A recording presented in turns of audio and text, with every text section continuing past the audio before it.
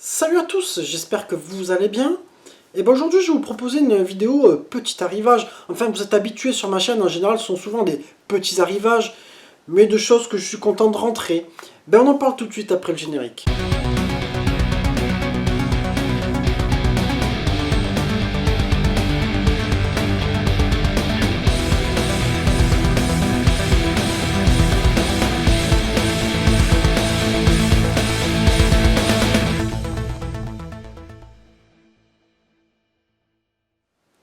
Alors ça fait un moment déjà, j'en avais parlé je crois dans un live, je crois chez Babigui, je sais plus.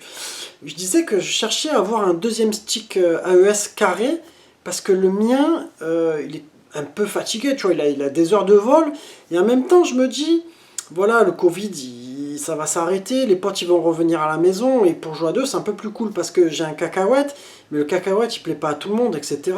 Et c'est vrai qu'en même temps ces sticks carrés là, j'adore ça.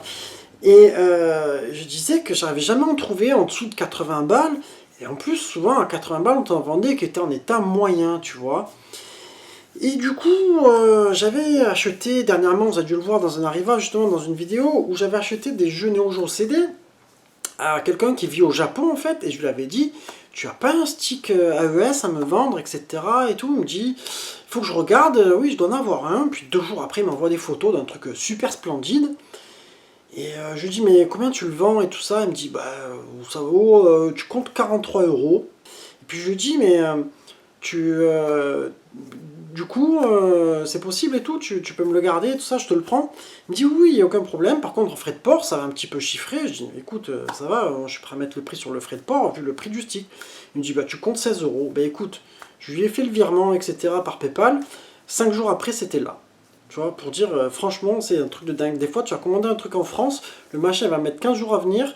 Toi, tu commandes au Japon, le machin, il arrive 5 jours après. C'est pas un truc de dingue. Et en plus, le stick, je veux dire, c'est pas un format DVD, tu vois, c'est quand même un peu plus gros. Tu fais un carton d'emballage plus gros, etc. Puis bon, finalement, c'est arrivé. J'en suis très content.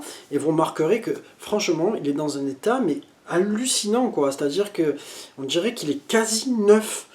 Et du coup, vraiment ultra content de cet achat. Je peux te dire que celui-là, je vais le chouchouter, mais un maximum. Ensuite, j'ai rentré enfin un putain de jeu, excusez-moi l'expression, mais que j'attendais de trouver depuis un moment. Et ça, pareil, j'en avais parlé en live.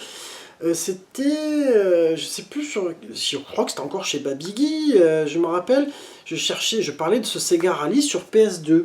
Ce fameux jeu qui n'est jamais sorti en fait en Europe et qui est le portage de la version arcade. Mais bon, je savais que c'était une version japonaise. Et donc, moi, tu vois, c'est là où j'ai des petites défaillances.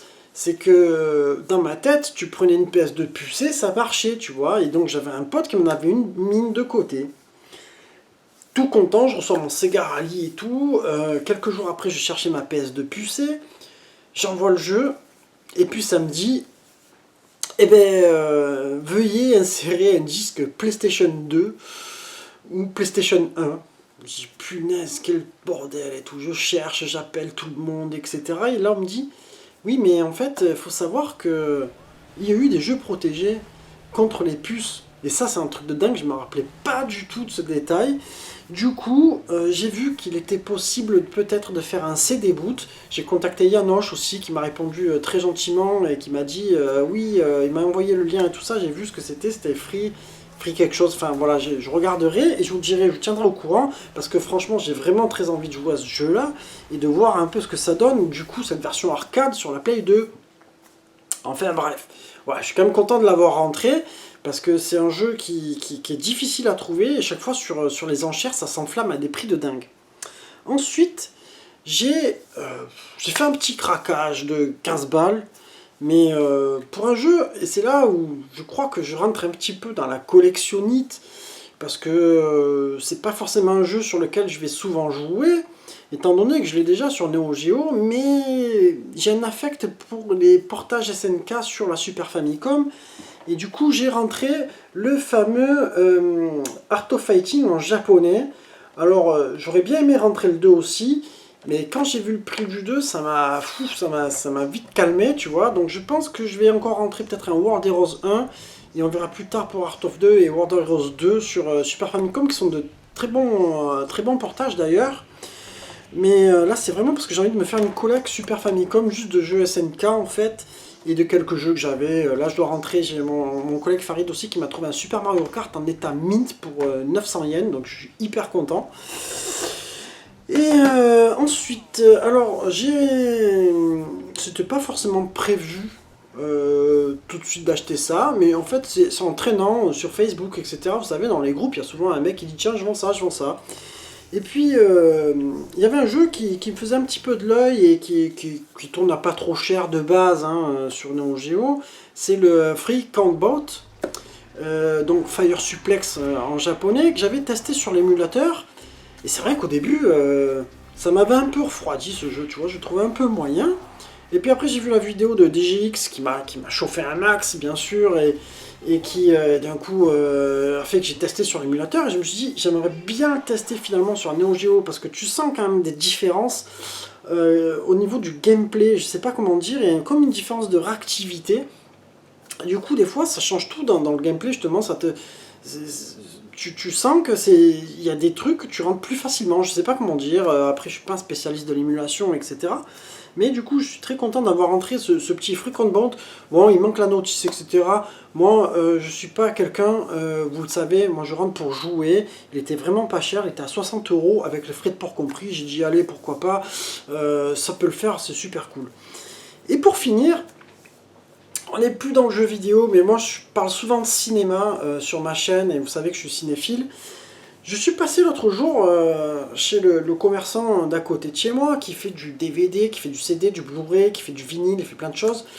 Et d'ailleurs, qui a toujours de trucs en très bon état, etc. Parce que tu me diras, ouais, les DVD chez Cash, etc., tu les trouves, mais souvent les boîtes sont super abîmées, les CD sont rayés, etc.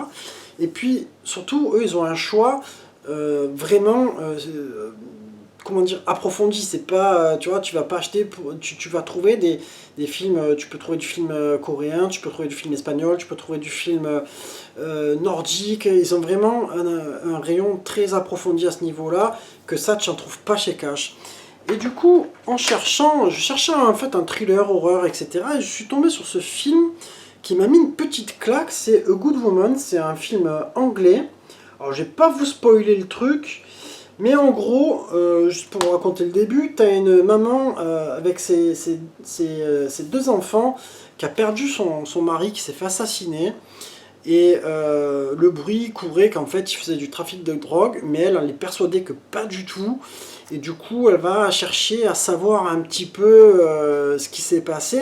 Et en même temps, il lui arrive un peu des trucs qui lui tombent sur la gueule, voilà, qui sont malheureusement au mauvais endroit au mauvais moment. Et du coup, il y a pas mal de petits bouleversements dans son histoire. Et franchement, c'est un film très noir. Alors, après, c'est un peu violent quand même. Il y a un petit peu de gore. Mais donc, petit film anglais très très sympa. Je vous ferai certainement un instant cinéma là-dessus. Enfin voilà, on arrive sur la fin de ma vidéo.